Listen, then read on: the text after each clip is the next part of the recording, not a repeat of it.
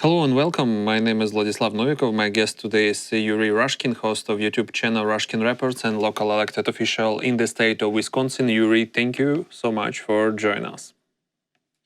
Thank you for having me. So, Trump had a revelation. Macron says he finally admitted that Putin lied to him about peace. The Times adds, Trump now believes Putin has gone mad. Okay, all right. So what's now? Does this change anything? I don't know that it does. Let's take apart this situation. It's not a very complicated one because one man called another man crazy. How complicated could this be?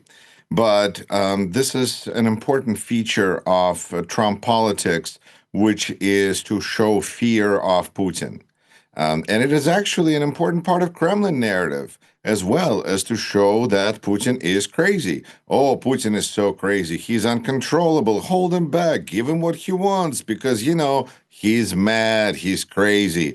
So when Donald Trump plays into that, that really is just kind of playing along with the storyline that Kremlin wants. Now, there are two ways to respond to this, at least, that I can think of, which is one is to say, you know what? We're not scared of you, Kremlin, because we're America. We have ways to crush you in ways that you cannot imagine. And so we're going to do what we're going to do, and we're going to help Ukraine, and we're going to demonstrate that we are the superpower, kind of along those lines. Or there's another one where it's a different line of thinking where you say, oh my goodness, he's going to start a war. We have to protect ourselves now. Everybody run, cover. Oh, the evil Putin is on his way. Quickly, quickly hide and cover. And that's unfortunately this position of projecting weakness is more along the lines of what we're seeing with Donald Trump. Because how did he get to this position? Now, if he would have continued aid to Ukraine like his predecessor, then he would have had more leverage that he could use against Putin to make sure that Putin did what Trump wants. Not just rely on good relations, but actually have some leverage. And sanctions is not enough leverage to get there. So perhaps in order to have really Putin pay attention to Trump, Trump should really just concentrate on helping Ukraine militarily, because that's going to help him get respect, really respect from Putin. But instead, we see that Donald Trump first says that he's going to solve the situation war in 24 hours, then in 100 days, then, I don't know, pick a number, and it's going to be different. But that's no surprise with the person that we're discussing here, because his trade wars start on Friday and end before open day of business. They end on Sunday. That's a trade war that we're dealing with. So in this situation, what is he going to solve? He's just going to try to build good relations with Vladimir Putin. That's the one thing that this American president appears to be most interested in, is to have good relations with Russia. And if he wants to have good relations with Russia, what stands in his way? Oh, Ukraine. So Ukraine needs to surrender quickly so that Donald Trump could have, accept peace on Putin's terms, so that Donald Trump could have good relations with Russia as soon as possible. That is not happening. So Ukraine is like really ruining the plan here. And Putin continues to, with his war, as if he doesn't care about, what Trump wants and good relations with Trump, as if it's Putin is almost like trolling or looking down an American president. And in that situation, first American president wanted to be a part of it. He's going to bring everybody together. And then, so he steps away from being just a supporter of Ukraine to being like a mediator. And then he says, well, neither one of these sides seems like they're coming to an agreement, so I'm out of here. Which really only reminds those that are paying attention about how Donald Trump left 6 of his businesses in bankruptcies and cheated on every one of his wives. So I think that the potential there to show strength is very limited. But the fact that Donald Trump is unhappy and is now projecting his weakness all over the place, kind of displaying his inability to deliver, of course, might work on a personal level when all that he's surrounded by are, whoever he hung out with at Mar-a-Lago or wherever he would go to after he declared another bankruptcy, and people would tell him what he wanted, and then he had a television network that rebuilt his reputation for somebody that he isn't. So this is whole faking situation developing in front of us, kind of like with Putin faking being a big time spy, and Trump faking that he's a big time businessman when all he knows is how mafia runs. They're both mobsters.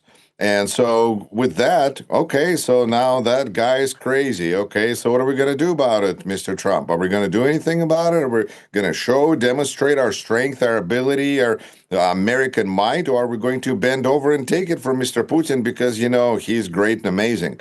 I think that evidence, unfortunately, does not look very encouraging. And building on that, again, Trump says Putin has gone totally crazy.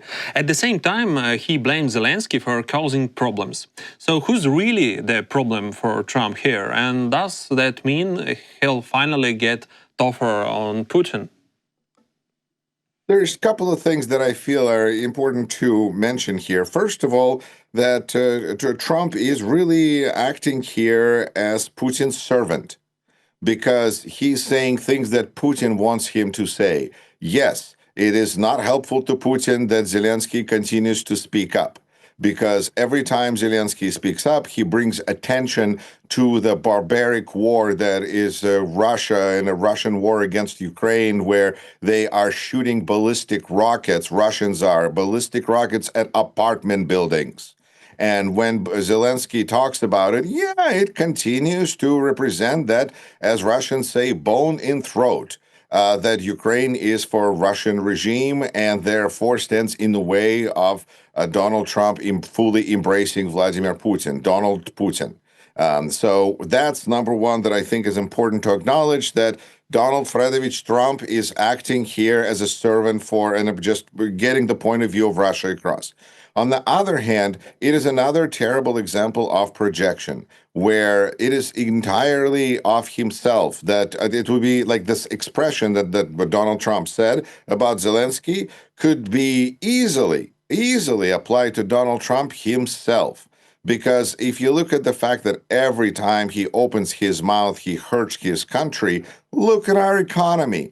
So I think that it's very clear. Look at our international reputation. Look at the fact that airlines are starting to cut flights to the United States because the demand isn't there.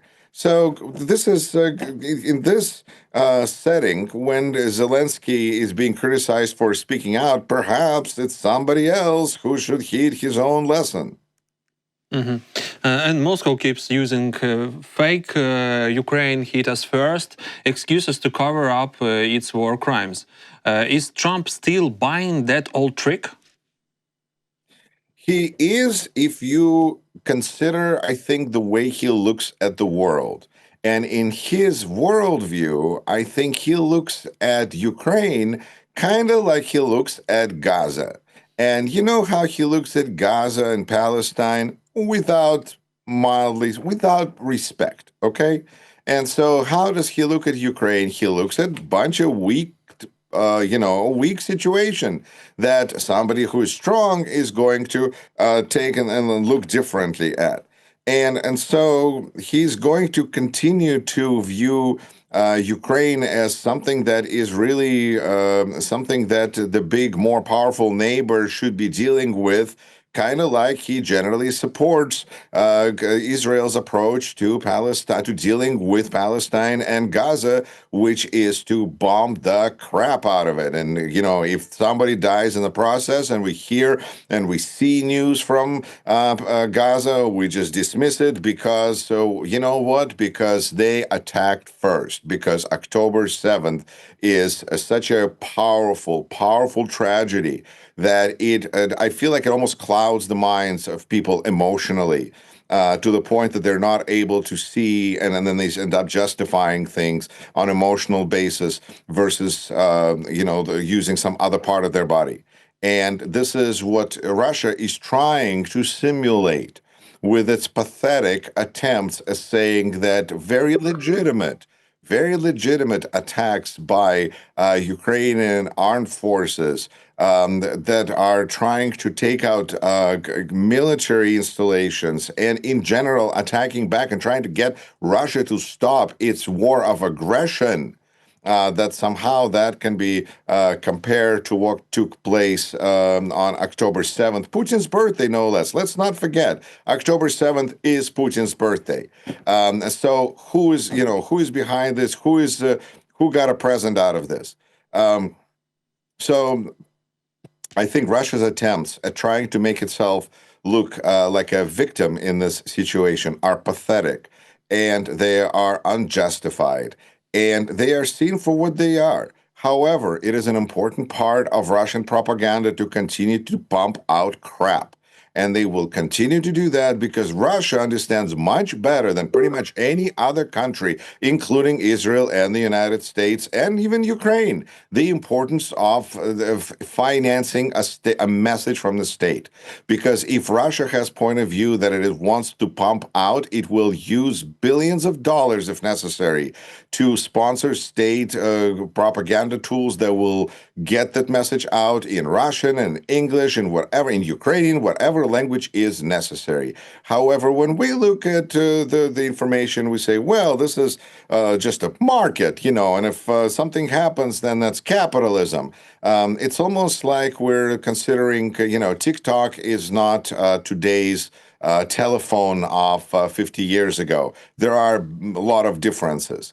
So I think that pretending that we're going to be able to stop Putin, who is investing lots and lots of mountain gobs of money into getting his point of view out. I mean, I just read that they pumped out 3.5 million pages of information promoting Russia just with the purpose in the internet of Russia did last year, I believe, just so that the artificial intelligence models that are sucking up all this information suck up more Russian propaganda, and therefore what ChatGPT or some other AI engine, because there's more than one, are now taking that information into consideration. So once again, we're looking at Russia working very hard to get its message out, and the rest of us are just struggling to combat the constant stream of disinformation. It seems to me that Trump may be able to ignore Gaza, but not Ukraine. Every day of silence cost him his reputation. So I wonder, is he really comfortable with all the bad headlines about himself in the media?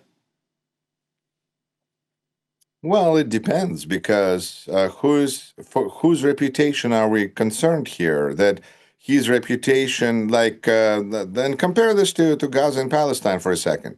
Reputation, who are the people that are concerned about Gaza and Palestine most? Those are the people that are like the most left wing, essentially, of the Democratic Party. And they're the ones who are upset at Democrats. They're not really even dealing with Republicans. They're more of the left-wing problem. Is Trump concerned about getting their voices and votes? Well, actually, a little bit, yes, because when it comes to time around elections, there was a lot of disinformation where people were, the Arab Americans, popular communities in Michigan and other states were pumped specific advertisements explaining to them that Biden was terrible, but Trump was going to come and get everything fixed. Kind of like Russian, speaking and people with the connection to Ukraine that live in the United States that voted, that looked at this and said, well, this is, Biden is so horrible. He's not helping Ukraine enough. Surely Trump is going to be better for Ukraine. And so they were led by their own dreams and desires and biases into this direction. So should Trump have respect for people who are so easily purchased and bought their opinions? No, he's not going to care about that.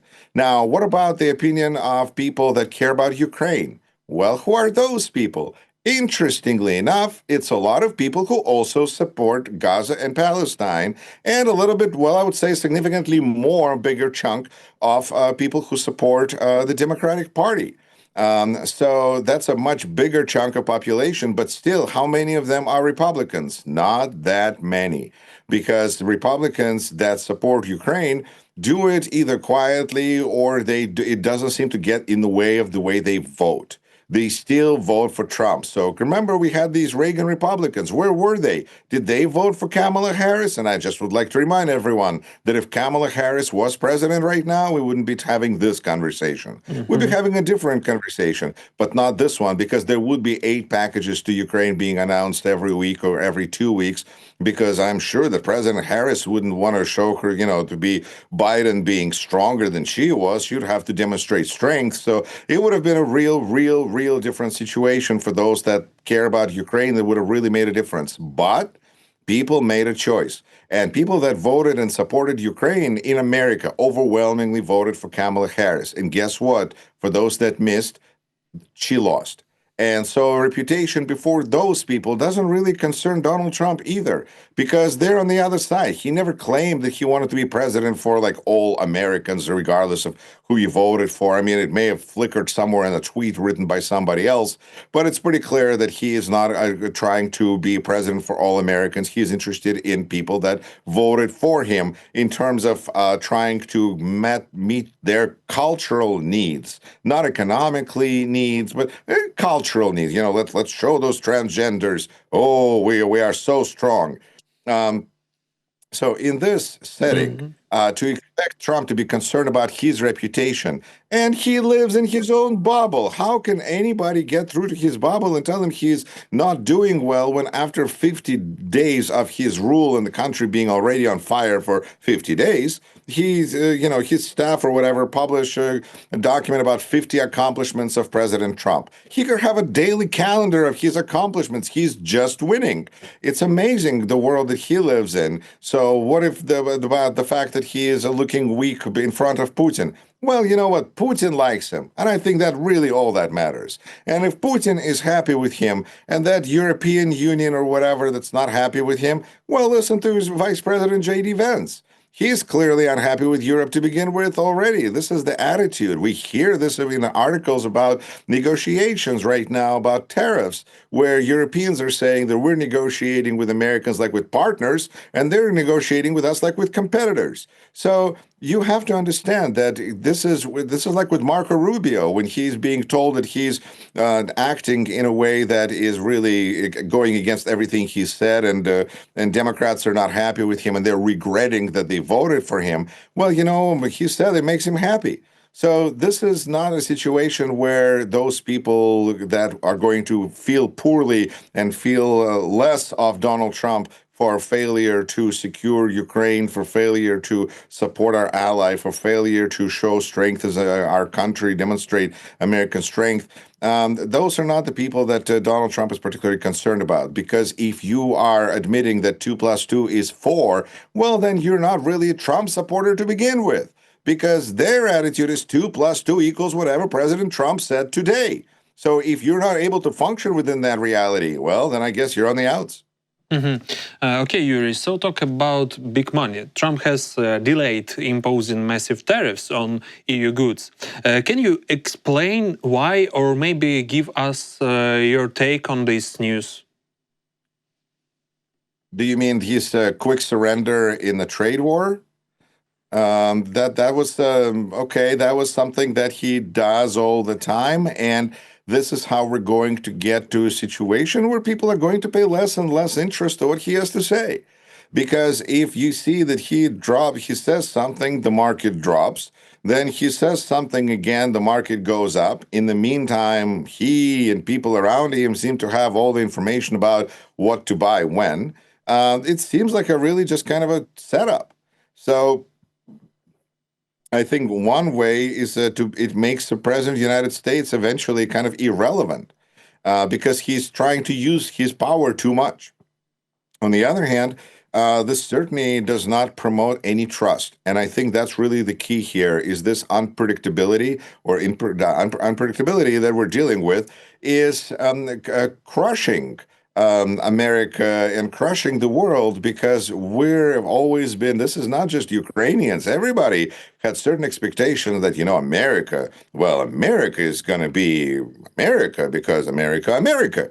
Turns out that America can be different because elections have consequences, and there's different kinds of Americans too. And more of them voted for Donald Trump than for Kamala Harris in this last election. There are consequences, and this destruction of trust in the United States is probably, in my opinion, the main one. Because who is going to want to deal with such an unpredictable, almost banana republic, practically, country? It also highlights how Donald Trump is using trade tools to accomplish goals that he may not be discussing outwardly. For instance, there's a good possibility that the reason he's fighting with Apple so much is not because he's demanding, he expects them to actually start producing iPhones in America, because that seems just ludicrous. It's going to take years. None of them are made in America. But on the other hand, if we can consider a possibility that Apple is not giving the United States government secret information, private information on its users and its customers, but and that's the struggle. So we're not actually even seeing the real thing. We're seeing these these supposedly good words being said about we should produce this in our country, buy American. In reality, you go, this is not populism. This is just demagoguery, because there is no way. But perhaps there's another reason, like, hey, Apple, give us the passcode so we could access information for anybody we want, any journalists or et cetera, et cetera. Political enemies. It would make Trump's life so much easier if they could connect that information with his Kash Patel's FBI and Department of Justice Attorney General's office. I mean, this could really work out slick for them. And then there's Apple, who seems to be still, as far as we know, standing to protect their rights and privacy of their customers. I wish them luck, and I don't know at what point and how they're planning on fighting this battle long term. But in the meantime, President can attack them for not making phones in the United States. So basically, any such negotiation seems to have kind of, as they say, a second bottom. So there's like a part where Trump says, and then what actually Trump wants or Trump means. And one of those reasons is that some people like to negotiate with mafia and some people don't like to negotiate with mafia. Trump's approach to we don't negotiate with terrorists, we just give them everything they want. That really is a turnoff for a lot of people. And it's a turnoff for the problem ultimately is that nobody but America is going to be able to fix this. It's like when people were waiting for United States to come and rescue them during World War II, they were hoping and waiting for this America. Well, we are in this America. We are America. We are Americans. And so what we can do here is what is going to happen with this country. And there is no other America that's going to come and rescue us. And I think that realization, and based with the understanding that we have to start with finding our honor and decency and respect and trust in ourselves, that's going to grow out into respect and trust in our own country. And I think that is going to create a path for us as a society forward, and that's where elections are so crucial. And of course, if just a handful of Republican congressmen would say, you know what is happening right now is really destroying our country. And I feel that my country is more important than my party. And I am less scared of Donald Trump than I'm afraid for my country. And switch party and become Democrats. And immediately we can have a Speaker Hakeem Jeffries. We can begin impeachment proceedings. We can start having committee hearings about all the things the Trump administration has already done that need to be investigated, not just for, not for political reasons, but think for constitutional, for law and order reasons, to show people that America works. And of course, that's what Donald Trump stands against. So that's the challenge we have today.